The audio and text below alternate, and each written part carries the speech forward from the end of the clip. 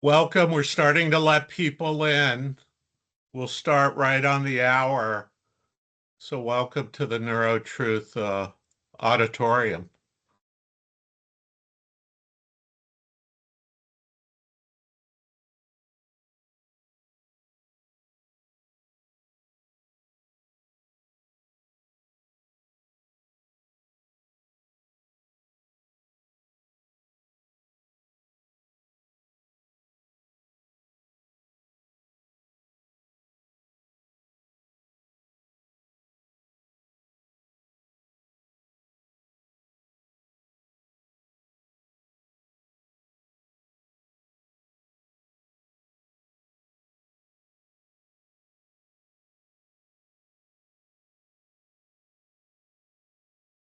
For people who are still joining, we'll start right on the hour.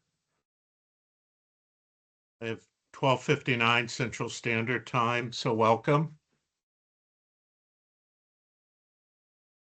We're also recording, so you'll be able to get a copy of the recording, a link to the recording.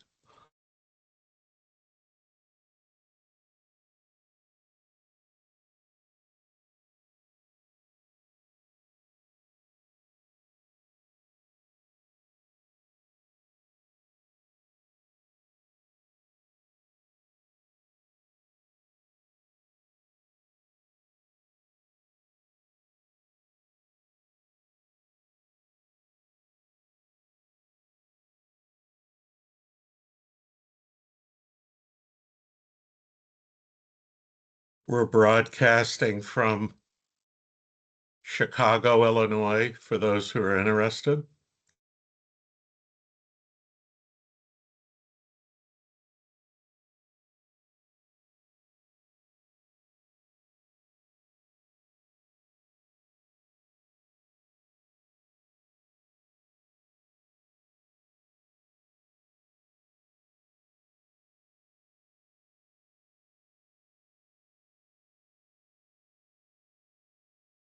Welcome.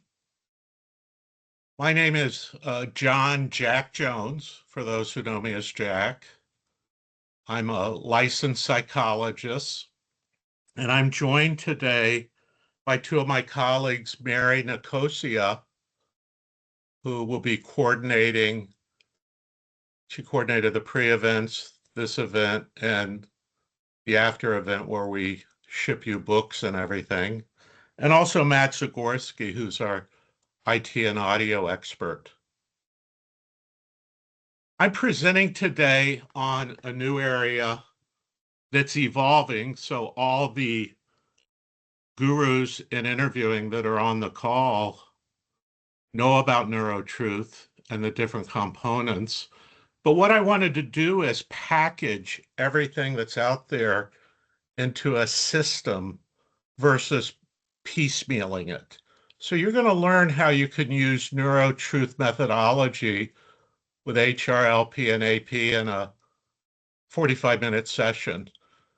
My team had to cut me back in terms of the number of slides and length because I was going right for the certification program. So understand you're getting an overview, but I hope it's quite useful. Next slide. The goals are pretty humble in a 45-minute session. I really want to reframe the interview, especially the investigative interview, as a neuroanatomy and neurochemical event. That's the niche that I'm trying to package as a scientist practitioner. I'll give you a few key points.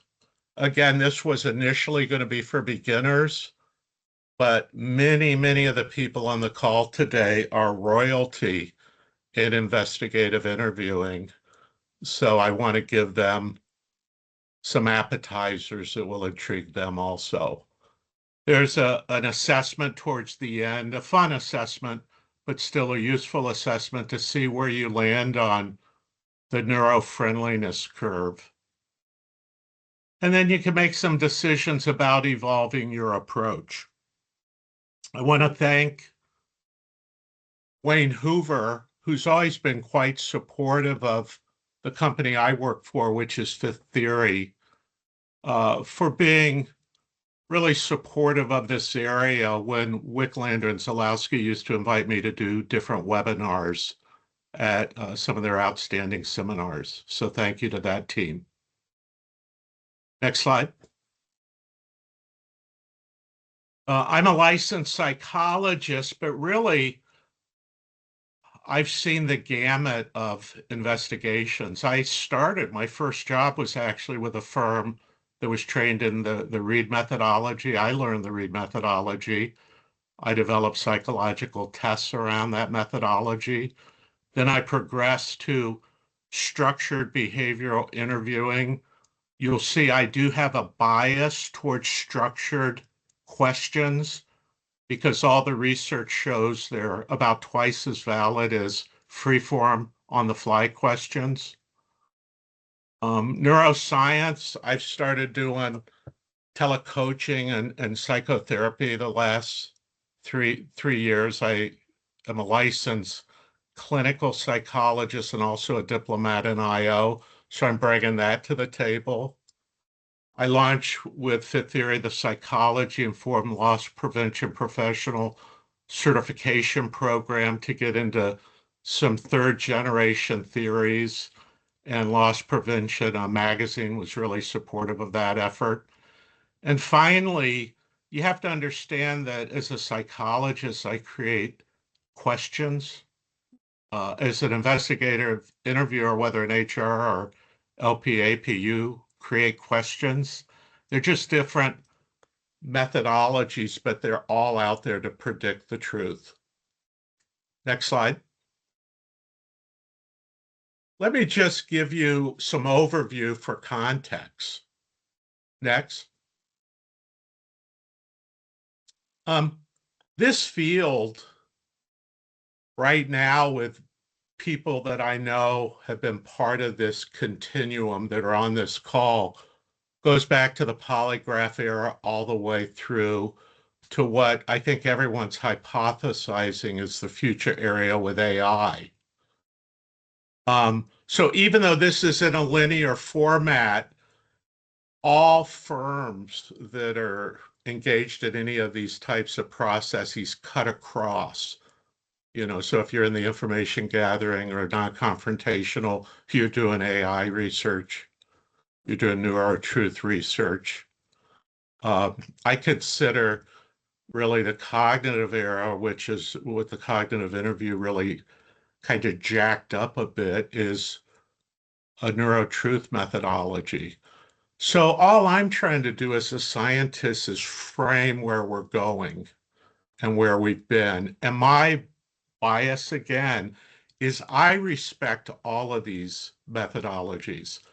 I don't push or sell one over the other because I know that they're building blocks.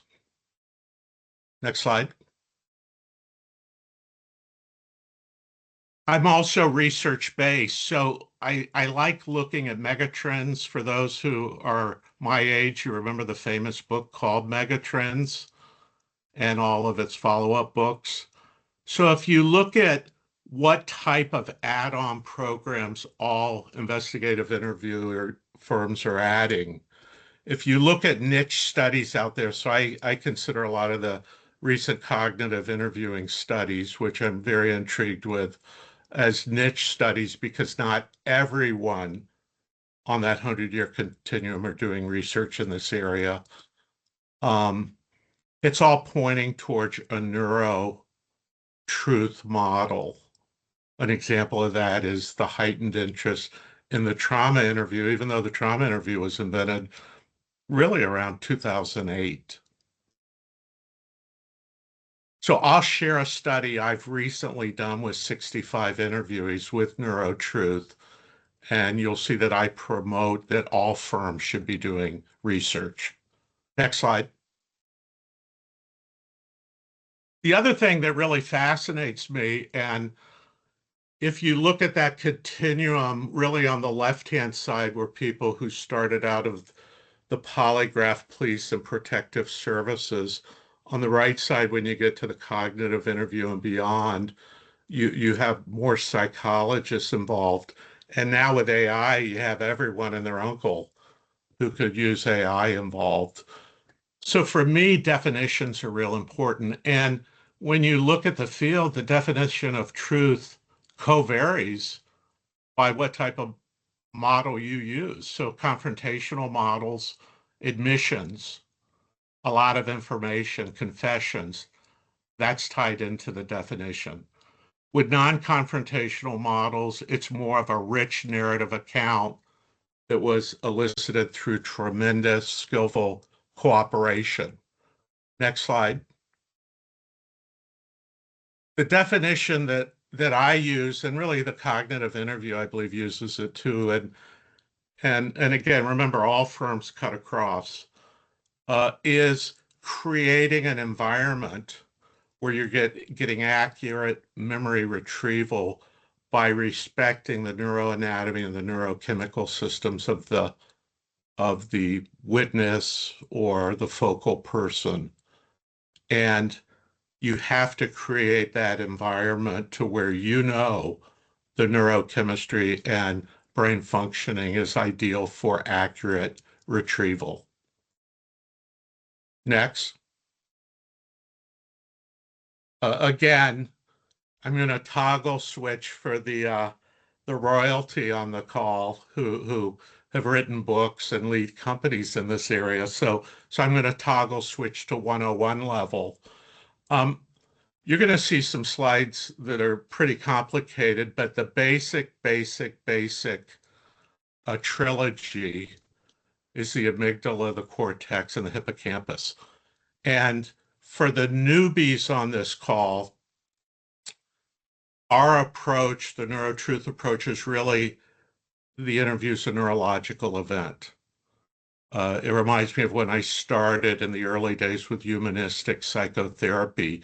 You create an environment with empathy, genuineness, congruency, and respect, and you're more likely to have a more productive and curative therapy session. Same thing, you'll learn some methodologies to create an interview atmosphere that's brain friendly. So if you just focus on those three areas of the brain for the newbies and take that with you today, you'll be ahead of the game. Next slide. Again, I see what we're building at Fifth Theory is really a program that leads to a certificate of completion, not certification at this point. And you'll see that I conclude that whether you're a confrontational, non-confrontational interviewer, an add-on theory and model could prove beneficial. Next. In the book you're receiving, it's rich with brain anatomy. I even have an additional section that gets into what the fancy term is the laterality of left and right brain. I'm not going to cover all that today. The amygdala must be calmed down.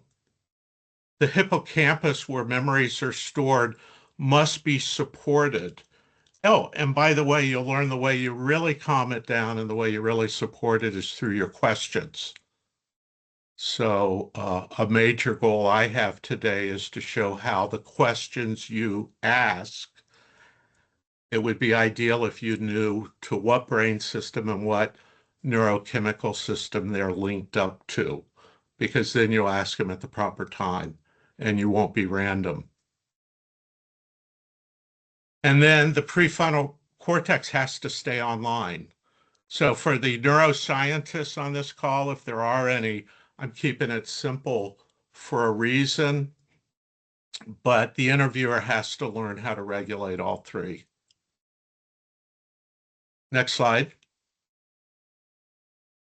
My favorite slide, a little bit humorous, but everyone has a metaphor, And the metaphor I like to think of is you're really facing um, a brain and a neurochemical system when you're doing the interview. I know people look at different features, different mannerisms, different verbalizations. Those are all still very important, but the goal is to really know what's going on with the neurochemistry of the person you're interviewing. And in fact, a new book that was just released that will be part of the certificate of completion program is where we tie a wide variety of questions to different anatomy. So you learn how this question could raise or lower cortisol, for example, could calm the amygdala, for example, and you know at a richer level um, the value of all your questioning. Next slide. Um, Beyond the scope of this presentation, but I did have to put it in here so you know what the model is. And the model is really probably maps nicely with the model you're currently using. Again, the difference is tying everything into brain anatomy and brain chemistry and making sure the questions, which are probably a little more structured than you're used to, link up. And the first part is obviously establishing safety and rapport. Um, for the beginners here, the worst thing that could happen is if you go into phase 3, if you go for a certain level of detail and facts too soon, you're definitely not using the neuro truth model. A phase 2, I like to give full credit for the emphasis on this to the cognitive interview team because really it's using what they refer to as scaffolding with your questioning to where you have questions that really get a rich elicitation of a story. Um, I know in one of the Truth Be Told, a podcast that David Thompson, the CEO of Wicklander and Zulaski, shared, it was on the story. One of his guests shared the story. I'm also a hypnotherapist. I know the value of the story. So that's what you're getting, a valid and reliable story during phase 2. And then in phase 3, you're actually refining and removing the noise and the error and the inappropriate chapters to that story or sentences in that story. And I know it says regulatory to investigative, but regulatory is emotional regulation. Um, what this model does that is really being born in full this year, even though, bits and pieces have been presented at different webinars, uh, is tying questions, specific types of questions to each phase and the neuroanatomy to each phase. Next slide. And again, I don't want people, there's probably one person or two people on the call saying, well, we already do that. Well, I think I've gone on record as saying I'm aware people are all evolving. I'm looking at the whole trend over 100 years. Um, Cognitive load is low-hanging fruit. Every single organization that, if you look at their work, are probably using this phrase as one of their main neurotruth solutions. But what I would like to see is how have they tied their questions to each element of this? What are the boost questions? So the boost questions are the type of scaffolding you see when you read all the scientific research for the cognitive approach. Um, the reducing of noise is really the richness of the methodology that the non-confrontational interviewers use. So to lower that cognitive load, you really need to know, in my mind, what parts of the brain and neurochemistry are you impacting. And as everyone knows, truth, regardless of the definition you use, is really neurologically efficient. Next slide.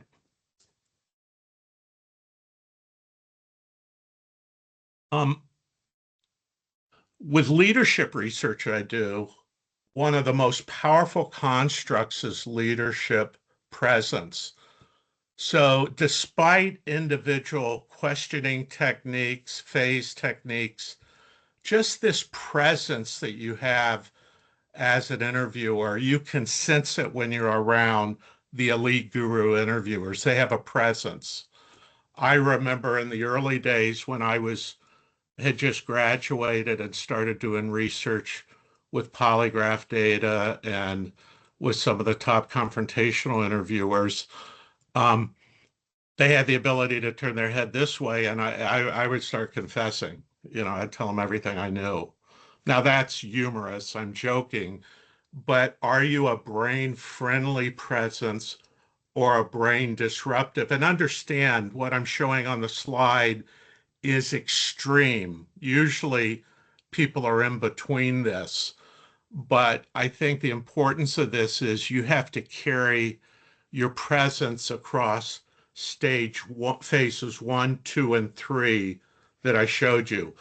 I know in psychotherapy, if you're running a 45-minute session, you could have a very productive phase 1, a very productive phase 2, and then we use fancy terms like countertransference could set in, and and you lose it in the last phase. So the same thing as with investigative interviewing, that you need to be consistent, disciplined, and you need to self-regulate. I see a lot of webinars now where um, emotional intelligence is being promoted for investigative interviewers, and I think that's very wise for this reason.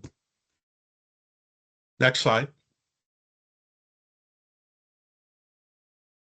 Also, environmental psychology for um, psychology informed loss prevention professionals, and we have a number of them on the call today. Thank you for attending.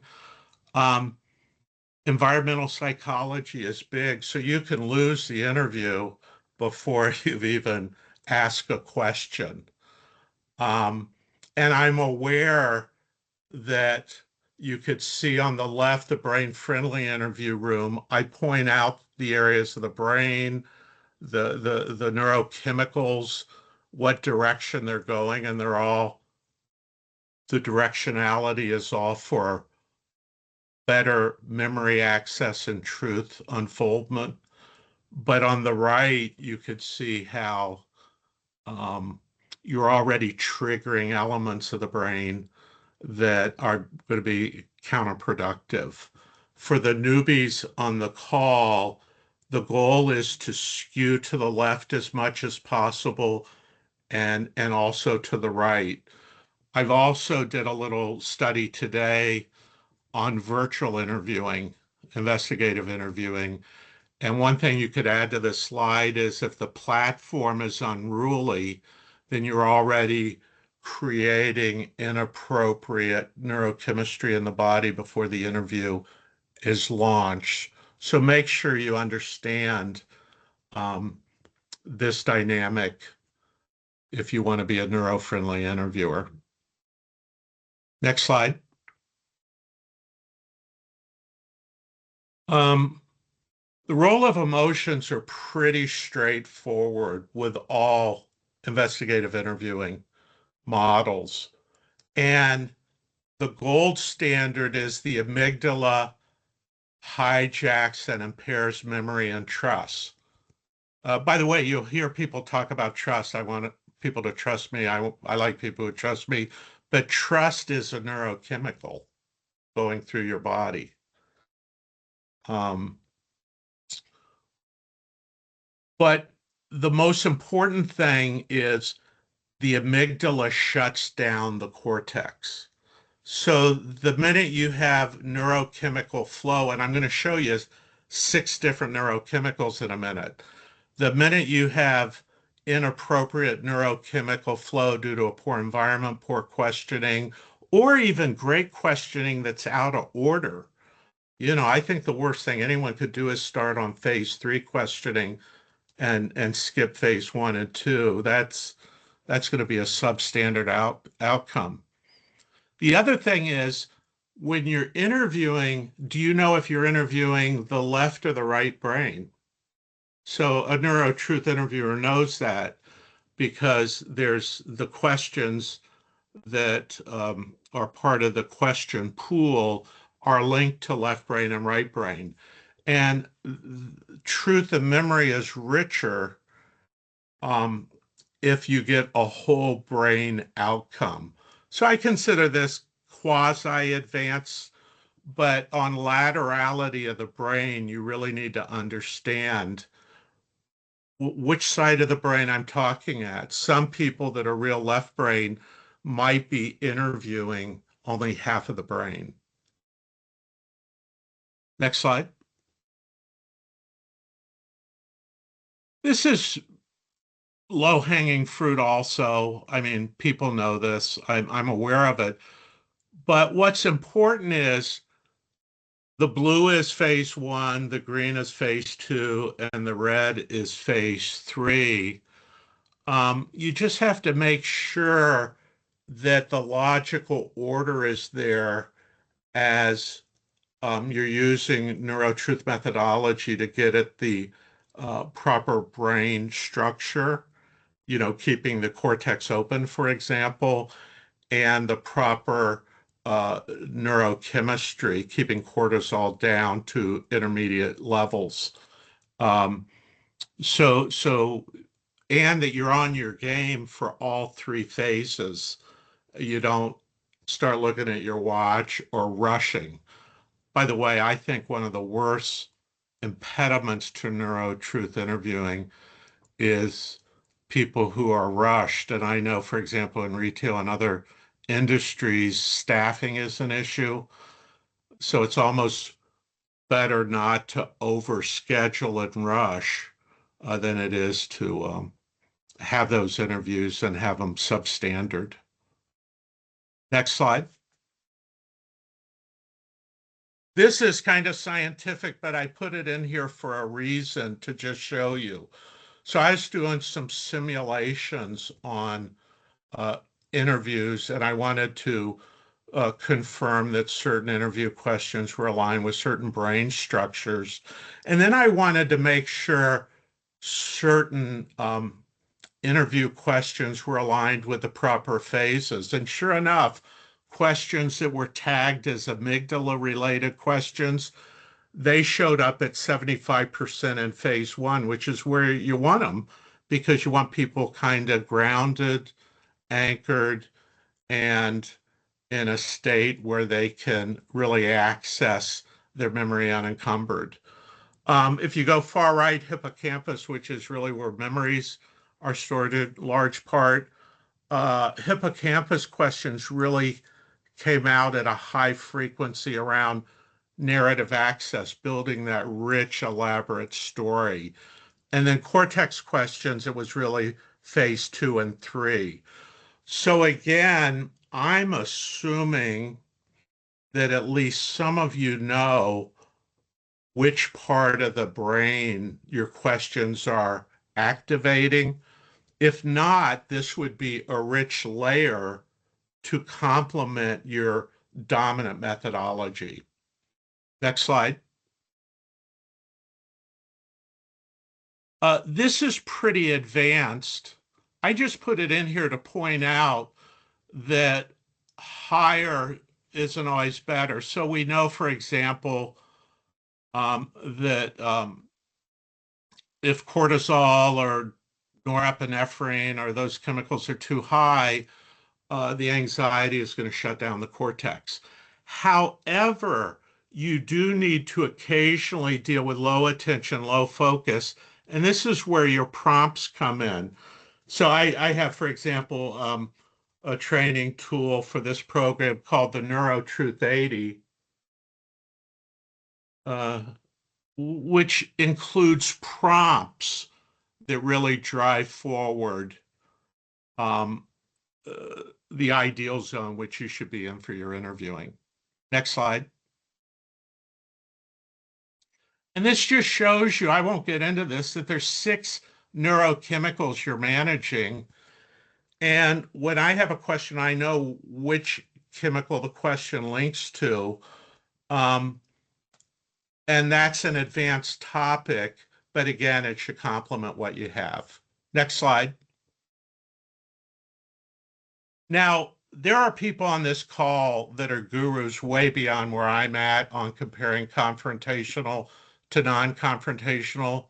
The book I prepared that Wayne Hoover of Wicklander and Zulawski wrote a foreword for compared the neurochemistry of these two. So I thought it'd be appropriate to rapidly just point out a few things. Next slide. One, the whole sympathetic, parasympathetic neurochemistry absolutely aligns with non-confrontational as the desired approach. It can't be disputed. That doesn't mean confrontational interviews don't have a place. They have some serious effects that aren't desirable, but for most applications, the green is desirable. Next. Again, many people on this call have written articles on this, but the 3 deadly sins are activating the defensive system, disrupting coherent thinking, and leading to false confessions. I don't use the word false confessions that much. I use false positives because there's all kinds of false outcomes beyond just confessions that are undesirable. The strength, though, of the confrontational is usually forecasts show it leads to fewer false negatives. So I think I like people to focus on false positives and false negatives. And false negatives are people who might have done something and they weren't identified. So that's the strength of the confrontational in my mind. Next slide. Again, gurus are on the call. I remember once Mr. Zulawski wrote a paper on the EAI and inventory that Eric Hutchison and I developed. And so I have a deep respect for that methodology. And really, I like the innovation that was done during the polygraph protection era. And the non-confrontational method, in my mind, it keeps the cortex online. It's collaborative, it's humanistic. The only issue I would like to see more of is more talk about false negatives. So it has fewer false positives. Nothing's perfect, but we need to look at false negative numbers too. Next slide. And again, the storytelling, I'm a fan of that because that phase 2 where you're getting the rich story, in my mind, is where it's all at. The worst thing is to start investigating and cleaning up and clarifying the story before it's out. And I just know that therapists get anxious, investigators get anxious, and it's easy to do that. Next slide. So let's see where you're at. Get a little paper out or count on your 10 fingers. I made this as simple as possible, and I'm going to really fly through this so we wrap up on time. But let's look at your neuro truth level. And this isn't a certification test. I know there's people who have world-class certification tests out there. This is a fun test, but it's for self-awareness. So next slide. I'm really looking at on a simple Simon level, are you neuro-friendly or not? So if you have yes, count 1. Next slide. Question 1, do you begin interviews with a calm tone and emotionally neutral body language? If you say yes, you get 1 point, no, 0 points. Next slide. Do you avoid assuming guilt before the subject has shared their full account? 1, or yes for equals 1, no equals 0. Next slide. Do you use open-ended narrative-based questions rather than yes or no or leading questions? Yes, 1, no, 0. Next question. Do you allow subjects to finish their stories without interruption? Remember, by the way, I'm looking at the full investigative interview, not starting out doing this, and then you slip at the end. Do you allow them to finish all their stories? Next slide. Do you adjust the pace of the interview based on signs of cognitive strain? Confusion, long pauses, slips of the tongue. Next slide. Do you avoid using false evidence or deception as a tactic? Next slide. Do you consciously regulate your own breathing, tone, and posture to reduce subject stress? That contagion effect. Next slide. Do you provide subjects with psychological safety by offering choices or breaks, slowing down, speeding up? Do you give them that agency? Next slide. Do you tailor your approach for vulnerable subjects, trauma survivors, your youth, neurodivergent individuals? Next slide. And finally, do you prioritize memory integrity and voluntary disclosure over confession rates? Next slide. So here's a little rule of thumb you can use to see where you land. I'm guessing, based on knowing a number of people on this call, that the modal point is green and probably 30% are in red. Next slide. Okay, let's round third and head home.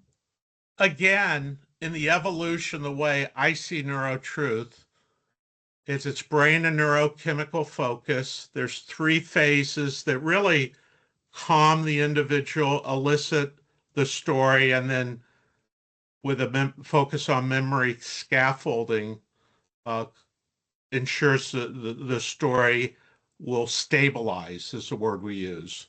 More structured questions than free-form questions. And I see it as complementing different styles of interviews. And what that avoids, I hope, is any piecemeal approach, because there's so many methodologies that need to be added in that I think it could complement. And then do the research. Next slide. Trauma brain I view as a neuro truth approach. And the only thing I want to point out is there's a lot of mental health issues that have impacts on brain. The schizophrenic or psychotic brain, the intoxicated brain, the sleep deprived brain, and on and on and on. So you absolutely want the training in this area. The way NeuroTruth deals with this, it doubles up the questions in phase 1. It simplifies the questions in phase 2. So whoever you work with, make sure you understand their model, because this is extremely high stakes interviewing. Next slide. This is a study I did with about 60, I think it's up to 65 interviewees now. And the way I did it was actually I was intrigued with the self-administered interview methodology that cognitive interview group uses. And the research I have, sure enough, shows that stronger admissions were linked to better memory and story quality. There's higher false confession risk, was linked to poor memory and poor story coherence. Over here, that the cognitive load led to more false confession risk. Things you know, but I encourage everybody to do your own local research. I know there's some large companies here. Research really is inspiring and allows you to refine your program. Next slide. I'm going to give everyone the book on the left. I always loved the 1 Minute Manager book.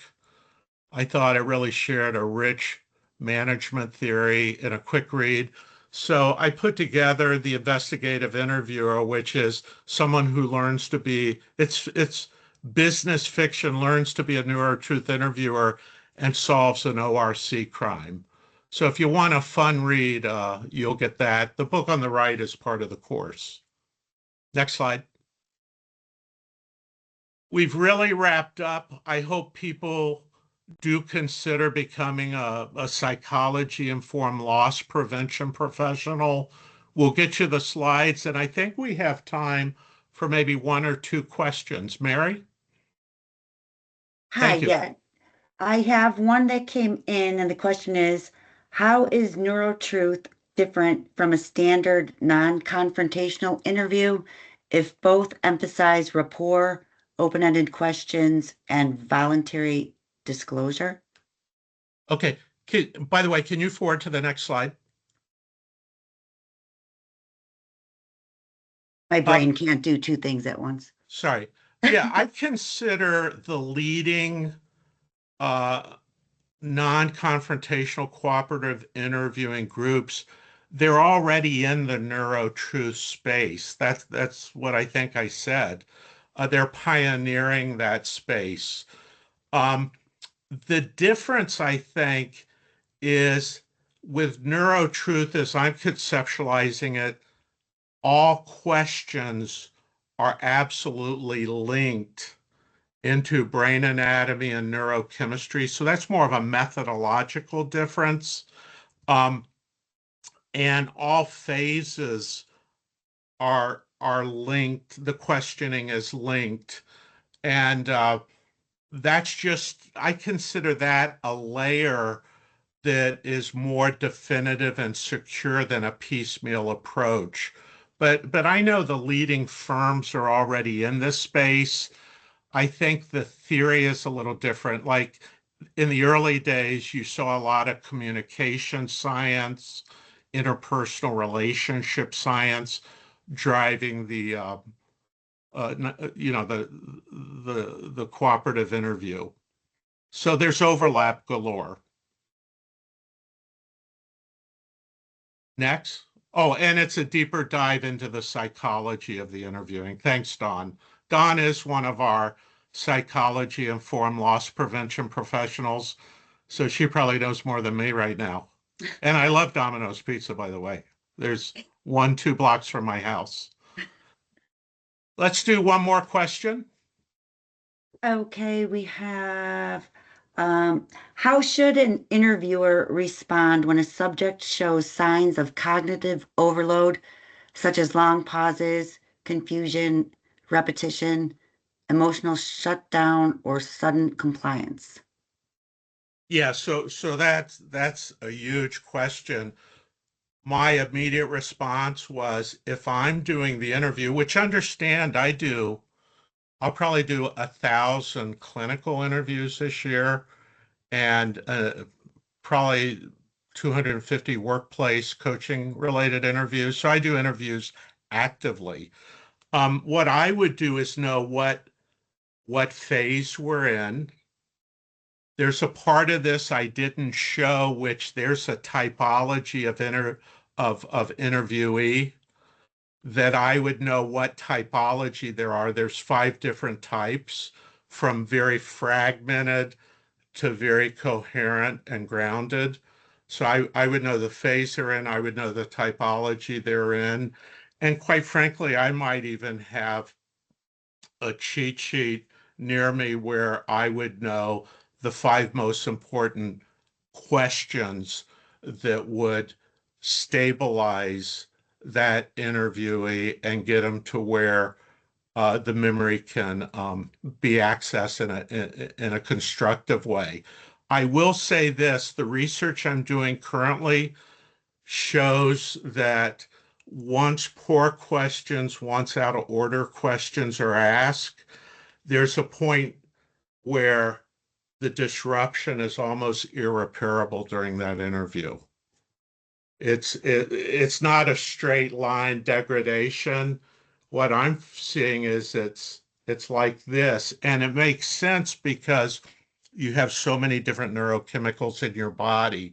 And I know you just can't, quote, flush out that neurochemistry by asking different types of questions. So you also want to make sure you set the stage earlier. Towards the end of the interview, you might want to reschedule. I think that's it. Thank you for attending. Mary is the go-to person. She'll get you, I think I promised at least 2 books in the slide uh, recording. So you have a great day. I'm going to go get me a pizza and see you at the next webinar. Thank you.